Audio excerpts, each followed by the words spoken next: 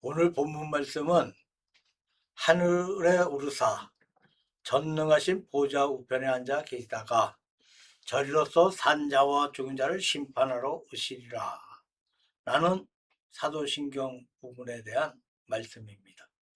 하늘에 오르사, 하늘에 오르사 라는 것은 승천을 말씀하신 것인데 그것은 과거에 이미 이루어진 사실입니다. 하나님 보좌 우편에 앉아 계시다가 이것은 예수님께서 현재 하나님의 보좌 우편에 앉아 계신다는 말씀으로 현재를 말합니다. 저리로서 산자와 죽은 자를 심판하러 오시리라. 이 말씀은 미래사를 말하고 있습니다. 이렇게 두 부분 가운데 과거사가 있고 현재사가 있고 미래사가 있습니다. 과거와 현재와 미래를 역사라고 합니다. 역사를 주관하시는 분은 역사의 주님이십니다. 사도신경에는 예수 그리스도에 대한 신앙 고백이 중심이 되고 있다는 것을 지난번에 말씀을 드렸습니다. 예수 그리스도에 대한 신앙 고백이 6가지가 나오는데 성령으로 잉태하사 동정녀 마리아에게 나시어 또는 예수 그리스도의 탄생을 말하고 있습니다. 본디오 빌라도에게 고난을 받으사 십자가에 못 박혀 죽으시고는 예수 그리스도의 고난을 말하고 있습니다. 장사한 지 사흘 만에 죽은 자 가운데서 부활하시며 라는 말씀은 예수 그리스도의 부활을 말씀하고 있습니다. 그 다음에 그의 승천을 말하고 예수님의 하나님 보좌 우편에 계신 것을 말하고 마지막으로 예수 그리스도의 재림을 말씀하고 있습니다. 어떤 사람은 생각하기를 하나님께서 교회사는 주관하시지만 세상사는 그냥 놔둔다고 합니다. 교회가 설립되고 교회가 부흥하고 믿는 사람들이 구원받는 교회의 일은 하나님께서 주관하시지만 세상에서 누가 왕이 되고 무엇을 어떻게 되는 것은 하나님께서 그냥 놔두고 있다, 방치해 두고 있다 라고 생각하는 분들이 많이 있습니다. 우리는 그렇게 생각하지 않습니다. 하나님께서 교회만 주관하는 것이 아니고 세상사도 주관하신다고 보는 것입니다. 세상의 모든 것도 하나님께서 역사하시지 않으면 누가 왕이 될 수 없고 누가 대통령이 될 수 없고 누가 어떻게 될 수가 없다는 거예요. 전부가 하나님께서 조종하시는 것으로 믿고 있습니다.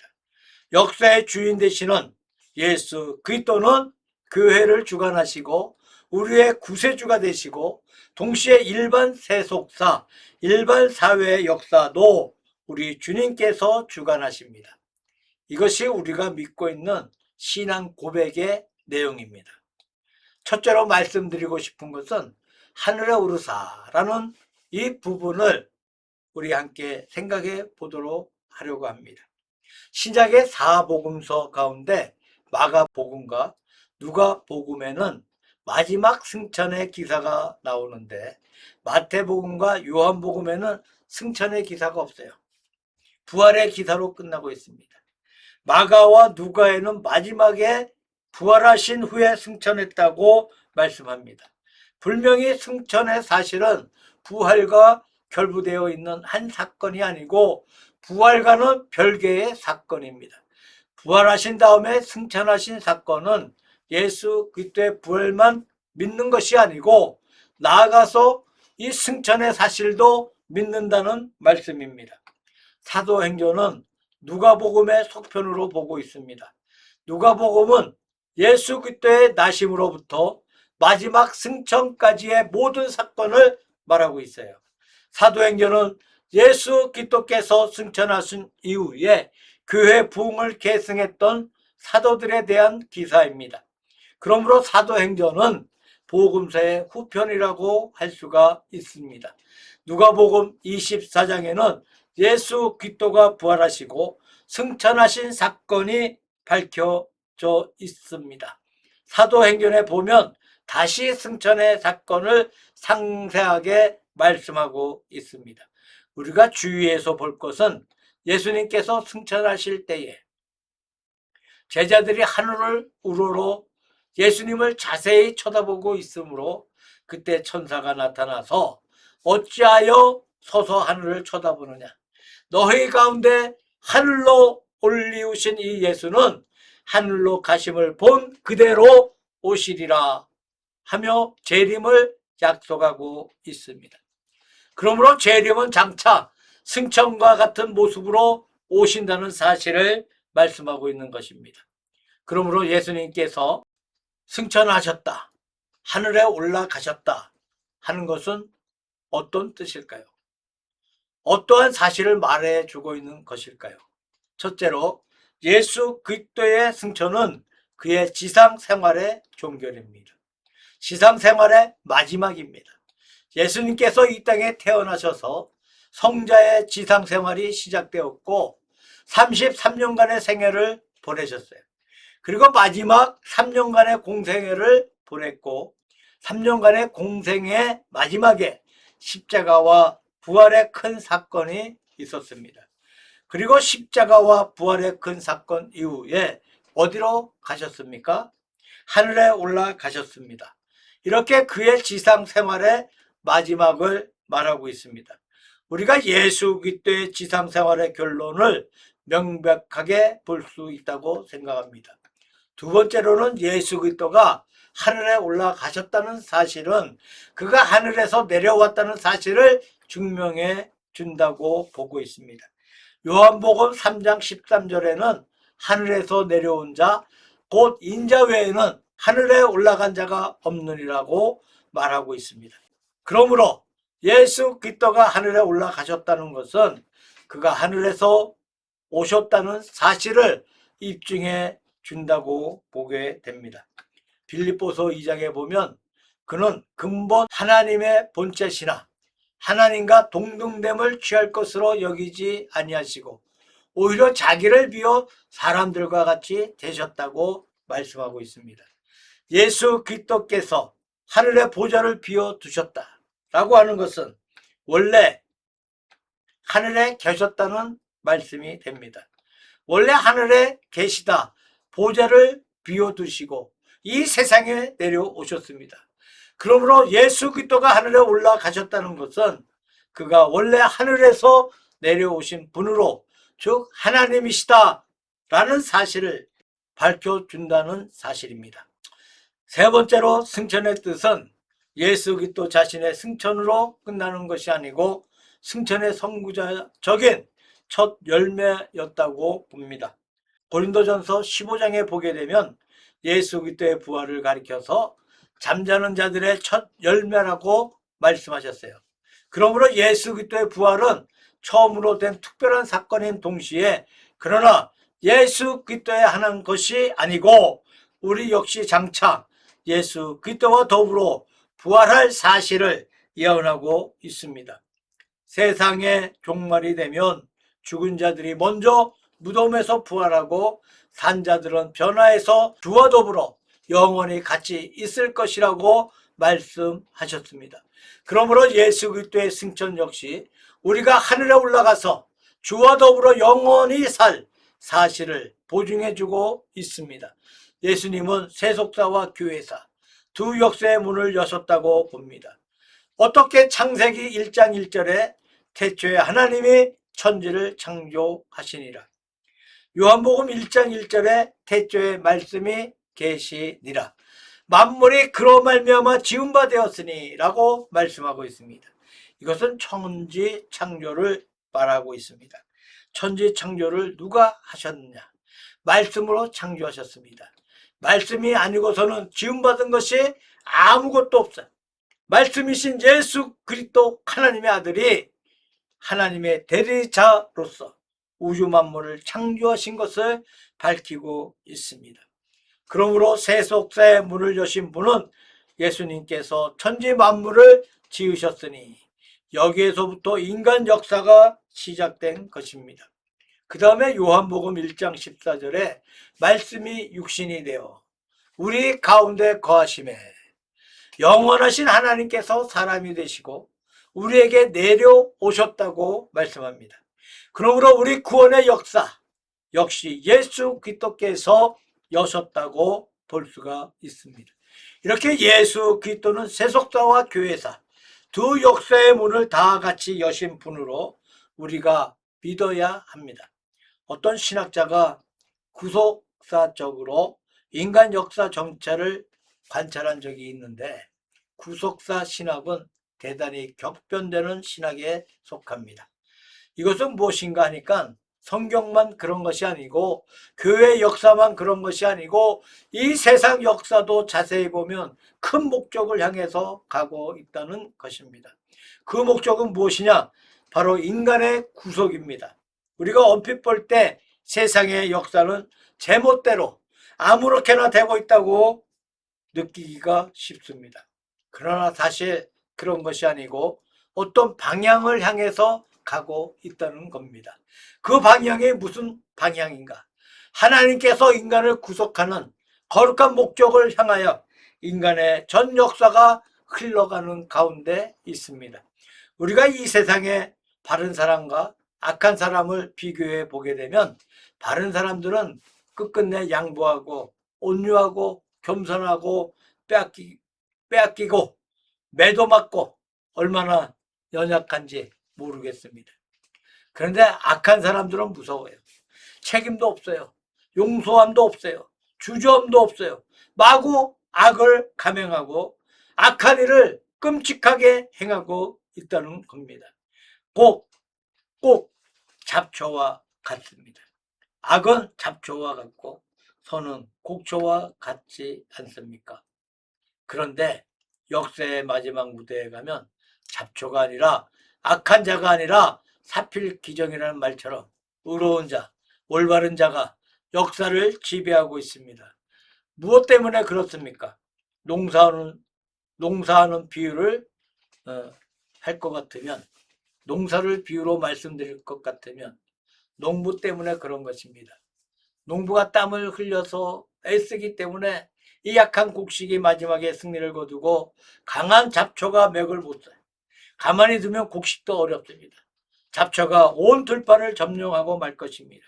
그렇다면 역사의 농부는 누구입니까? 바로 예수 그리스도 우리 주님께서 역사의 농부가 되십니다. 두 번째로 하나님 우편에 앉아 계시다라는 내용입니다. 하나님 우편에 앉아 계신다. 이것은 현재의 사실을 말하고 있습니다. 현재 예수님께서 하나님 우편에 앉아 계십니다. 지금 계속해서 앉아 계십니다. 이것은 진행 중인 역사를 말씀하고 있습니다. 즉 역사의 현장입니다. 어떤 사람이 말하기를 역사의 흐름은 아무도 막아내지 못할 것이다 라고 말했습니다. 중국이나 러시아도 이란도 막아내지 못하고 막을 마음도 못 가지는 것 같고 아무도 막아내지 못해. 우리는 동부 유럽의 개혁을 바라보았을 때 역사에 살아 움직이는 손길을 느끼지 아니할 수가 없습니다. 예수님께서는 지금 하나님 우편에 앉아서 역사하고 계셔요. 역사를 창조하시고 조정하시고 지배하시고 계시다는 이 사실이 느끼지 아니할 수가 없습니다. 흔히 어떤 정부가 바뀔 때 정부가 없는 무정부 상태가 있을 수가 있어요. 또 정권이 바뀔 때 일종의 무정부 상태로 대통령 권한 대행이 있기는 하지만 힘이 약합니다. 그러면 거리에 무허가 건물이 난립하고 산에 올라가 나무를 마구 잘라버리는 식이 됩니다. 강도가 들끓게 되고 남의 집을 습격하는 사건이 벌어집니다. 무정부 상태 속에 살아갈 수 있겠습니까? 무정부 상태는 끔찍하고 무서운 것입니다. 아무리 악하다 하더라도 정부가 있어야 사는 것이지 정부가 없어지면 백성들이 못 살아요. 혼란 상태에 빠지고 맙니다. 요즘 정치를 보게 되면 사필기정이라는 말이 생각납니다. 저는 원래 빨간색을 좋아했습니다. 마음에 안 들어도 빨강색을 찍었습니다. 그런데 빨강색이 왜 이렇게 힘이 약해졌을까요? 흔히 우리가 말하는 이단들의 경경 유착 때문에 이 빨간색이 하나님의 심판을 받는다고 생각해 봅니다. 뇌물을 양 거대 정당에서 다 받아 처먹었어요. 한마디 더 할게요. 신천지 뭐 이런들 건물들을 한번 보시기 바랍니다. 청평에 있는 통일교인가요? 한학자. 어마어마하게 지어놨어요. 어떤 궁전을 지어놨어요.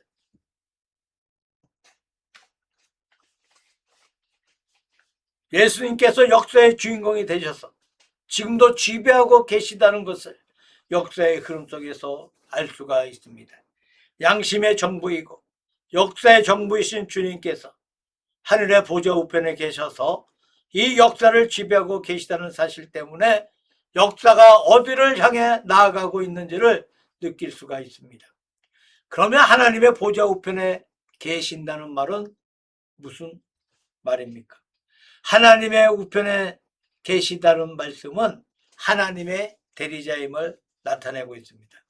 이것은 특히 칼빈이 그 말을 많이 했습니다. 옛날 같으면 왕이 나라의 주인인데 왕이 직접 정치를 하지 않습니다.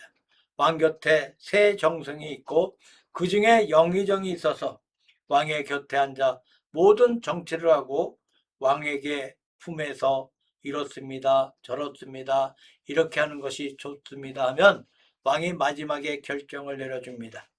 하나님의 우편에 계신 역사의 주인공이 바로 예수 그리스도이시고 그가 하나님의 대리자로서 역사 전체를 지배하고 계십니다. 두 번째, 오른편이라고 하는 것은 한결같은 능력을 말합니다. 우리말로 오른편이라는 말은 영어로 right, 바르다는 뜻입니다. 바르다라는 것은 그릇된 것에 반대되는 것으로 강한 것 또는 축복받은 것이란 뜻을 가지고 있습니다. 그렇다면 예수님께서 하나님의 우편에 계신다는 것은 바로 주님 자신이 하나님의 권능을 행사하신다는 말씀이 됩니다. 마태복음 28장 18절에 보게 되면 하늘과 땅의 모든 권세를 다 내게 주셨으니, 자, 하늘과 땅의 전 권세를 예수 그리스도께서 장중에 잡고 계심을 말씀하고 있습니다. 빌립보서 2장 9절에 보면 모든 이름 위에 뛰어난 이름을 주사, 이것은 땅 위의 모든 권력, 땅 위의 모든 권력 위에 가장 높은 권력을 주님께서 잡고 계시다는 사실을 말씀하고 있습니다. 또 오른편이라는 말씀은 구원의 편을 말합니다. 마태복음 25장에 보면 최후의 심판의 광경 가운데 우편과 좌편이 나누어서 오른편에 있는 자에게 들어와 복을 받으라, 좌편에 있는 자에게는 나를 떠나서 영원한 벌을 받으라 라는 말씀이 기록되어 있습니다. 우편은 구원의 편이고 좌편은 멸망의 편입니다. 누가복음 23장에 보면 좌우편에 두 강도가 있는데 하나는 회개하고 하나는 회개하지 않았습니다. 누가복음에는 밝히 나와 있지 않지만 외경에 보게 되면 우편, 좌편 이렇게 기록되어 있습니다. 다시 말하면 회개해서 구원받은 사람은 우편이고 회개하지 못한 사람은 좌편인 것을 볼 수가 있습니다. 세 번째로 말씀드리고 싶은 것은 저리로서 산자와 죽은 자를 심판하러 오시리라. 여기에 저리로서 하는 문자가 나옵니다. 종종 질문을 받게 되는데 사도신경 가운데 저리로서가 무슨 말입니까? 이 말은 어떻게 여기에 들어가 있는지 모르겠지만 충청도 어느 지방의 말이라고 합니다. 추측하건대 사도신경을 번역할 때에 번역한 분 가운데 충청도 분이 있었는지 모르겠습니다. 이 뜻은 다시 말하면 승천하시고 하나님 보좌 우편에 앉아 계시는 거기에서부터 오신다는 말씀입니다. 나시고 부활하시고 승천하시고 하나님의 보좌 우편에 앉아 계시고 그 다음에 계속해서 거기에서부터 이 땅에 오신다는 것입니다. 그동안에 하나님 우편에 앉아 계시는 사건이 계속 있다가 거기에서 이 땅에 오신다는 사실을 말씀하고 있는 것으로 알고 있습니다. 그런데 여기에 보게 되면 재림은 엄격하게 심판과 결부되고 있습니다. 거기로부터 이 땅에 재림하는데 왜 재림하시는가 하면 산자와 죽은 자를 심판하러 오신다는 겁니다. 괜히 재림하는 것이 아니고 우리가 이 조문 가운데에서도 몇 가지 사실을 볼 수가 있는데, 그중 하나는 예수 그리스도께서 거기로부터 이 땅에 오신다는 때는 역사의 종말을 말합니다. 즉 역사의 마지막입니다. 예수님께서 말씀하시기를 어리석은 부자가 창고를 크게 짓고 양식을 잘 준비해 두었다가 몇 해 동안 잘 먹고 놀자 하는데 그만 하나님께서 불러 가셨다고 했습니다. 아마 그 사람도 자기의 죽는 것을 부정하지 않았을 것입니다. 아무리 어리석은 부자라지만 자기의 죽음을 모를 리가 없는데, 그러나 안 죽을 듯이 살았다는 얘기입니다. 창고를 잘 짓고 나 혼자 잘 먹고 잘 살자 할 때에 어리석게도 죽고 말았습니다. 다시 말하면 사람은 자기의 종말이 있다는 것을 알면서도 종말에 대처하지 않습니다. 종말을 대처하지 않기 때문에 어리석은 자가 된다는 말입니다. 이것과 마찬가지로 우주에 알파가 있으니 우주의 마지막에 종말이 있다는 것에 감히 이의를 달 수가 있겠습니까? 제가 보기에 이의를 못 단다고 생각합니다. 불교에도 종말론이 있습니다. 다른 종교에도 종말론이 있습니다. 그런데 실제 우리의 삶에 보게 되면 그 종말에 대처하는 생활은 없다는 겁니다. 종말은 있을 것이라고 하면서도 실제로 살기에는 종말이 없는 것처럼 살아가는데 문제가 있다는 겁니다. 우리는 사도신경을 암송하면서 종말이 있다는 것을 전제하고 살아야 한다고 봅니다. 종말은 반드시 있으나 종말이 와도 겁내지 말고 믿음으로 살아야 합니다. 어떤 분은 예수 그리스도의 재림이 벌써 과거에 이루어졌다고 합니다. 성령이 오신 것이 바로 그리스도의 재림이라고 합니다. 예수님께서 재림하신다는 말씀은 성령께서 오신다는 뜻으로 성삼위이시니 성령께서 강림하심으로 말미암아 예수 그리스도가 재림했다고 말하는 분이 있어요. 그렇지 않습니다. 왜냐하면 오순절 때 성령 강림이 사도행전 2장에 나오는데 후에 기록한 사도들의 모든 서신 가운데 재림을 강조하고 있습니다. 요한계시록에 보게 되면 이것들을 증거하신 이가 가라사대 내가 진실로 속히 오리라. 아멘 주 예수여 오시옵소서라고 말하고 있습니다.